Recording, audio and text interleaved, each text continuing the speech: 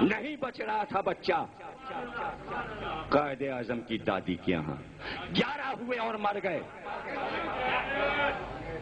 12 کو زندہ رہنا تھا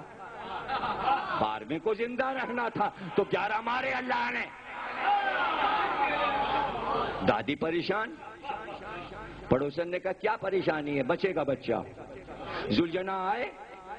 تو اس کے گھٹنے کے سامنے سجدہ کر لینا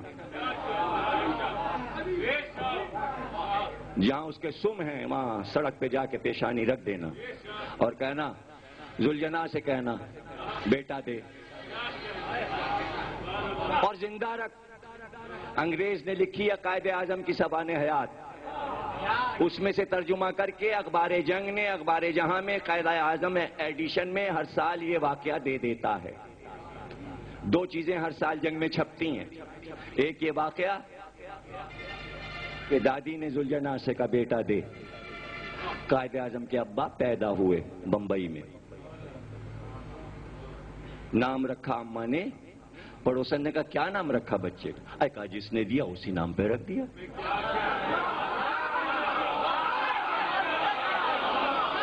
وہ تو انہوں نے اپنی کھوجا زبان میں کہی ہوگی ہمیں کیا پتا ہم تو اردو بول دیے کھوجا زبان میں کہا ہوگا قائد اعظم کی دادی نے جو کھوجے لوگ زبان بولتے ہیں کہ جس نے دیا تو میں نے بیٹے کا نام ذوالجناح رکھ دیا ذوالجناح پونجا ذات نام ذوالجناح اب وہ بڑے ہوئے پھر ان کی بھی شادی ہوئی پھر قائد اعظم پیدا ہوئے محمد علی جناح شیریں بائی پیدا ہوئی فاطمہ جناح پیدا ہوئی تو پھر ذل نکل گیا لمبا نام ہو رہا تھا جناح رہ گیا لیکن باپ نے بیٹے کا نام رکھا کیا محمد علی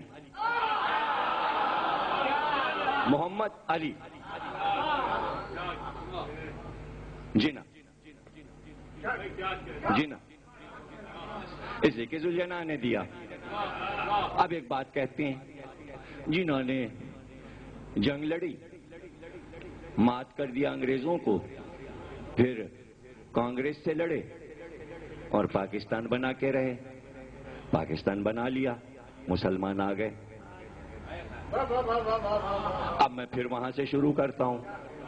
قائد اعظم کی دادی کے یہاں 11 بیٹے مر گئے 12واں بھی مر جاتا مر گیا جب مر گیا تو قائد اعظم پیدا ہی نہیں ہوئے جب قائد اعظم مر گئے مسلم لیگ بنی نہیں جب مسلم لیگ بنی نہیں پاکستان بنا نہیں جب پاکستان بنا نہیں تو پاکستان مر چکا مر گیا تو کس نے بنایا پاکستان پہلے ذوالجناح نے بیٹا دیا قائد اعظم کی دادی کو ذوالجناح سے بات چلی پاکستان پہ ختم ہوئی تو پتہ چلا پاکستان ذوالجناح کے سموں کا صدقہ ہے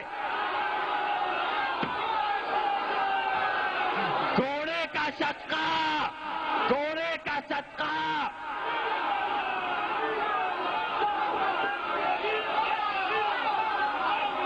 ارے اب جملہ سن لو چونکہ ذوالجناح کی وجہ سے یہ ملک بنا پورے ملک کی آبادی کو ذوالجناح کے سموں پر سجدہ کرنا چاہیے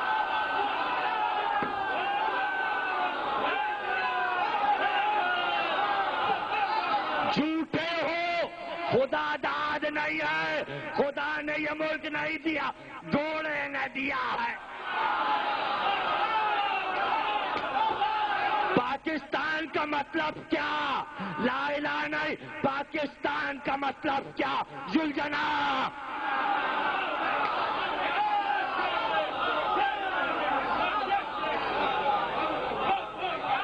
پاکستان کا مطلب گھوڑا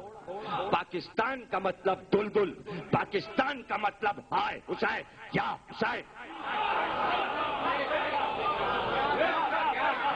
دلدل کی وجہ سے ذوالجناح کی وجہ سے بڑا شریف گھوڑا تھا قائد اعظم کی دادی کی سن لی، تبھی تو عورتیں کان میں دل کے جانے کیا باتیں کرتی ہیں اور سال بھر میں پوری ہو جاتی ہیں۔ ارے حسین کا شبی کا گھوڑا جب دعائیں پوری کر دیتا ہے تو حسین کیا ہے جو رب بن جاتے۔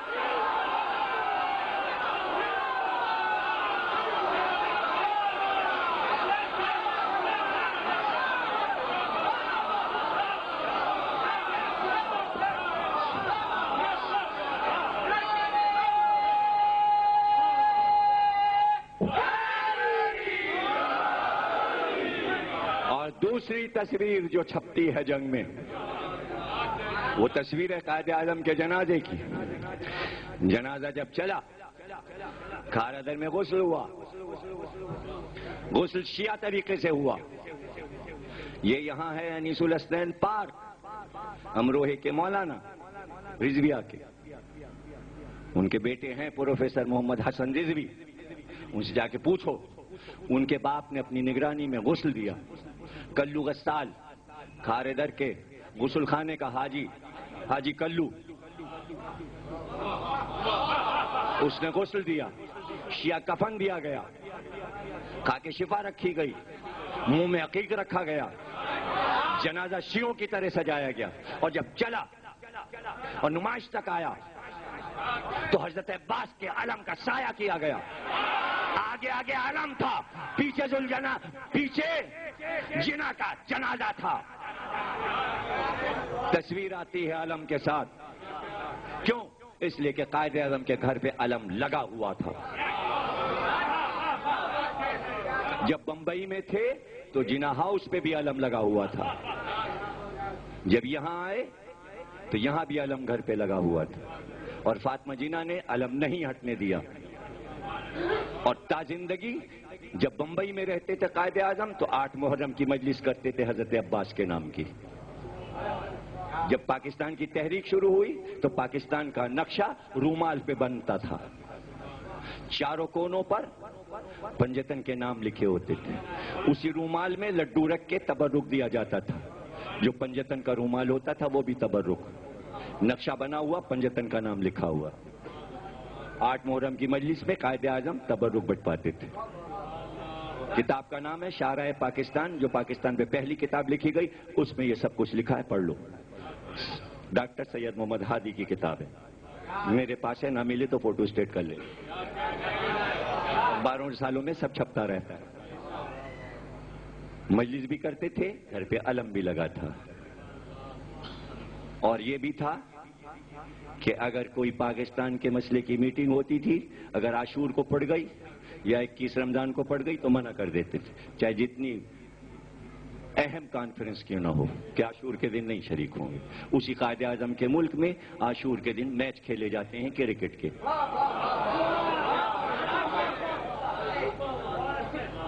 قائد اعظم نے اہل بیت سے رابطہ رکھا، تب عزت ملی اس ملک کو۔ اب یہاں کے لوگ اس ملک کو بے عزت کرنا چاہتے ہیں، اس لیے اہل بیت کے در سے ہٹا کے کہیں فقیروں کی پاس لے جانا چاہتے ہیں اس ملک کو۔ اور جب سے فقیروں کی طرف ملک گیا ہے، فقیر بن گیا ہے، کشکول ہاتھ میں لیے ڈالر مانگے جا رہا ہے۔ ہٹا فقیروں کے پاس سے، لاؤ جناب امیر کے پاس ملک کو، امیر کے در سے ملے گا،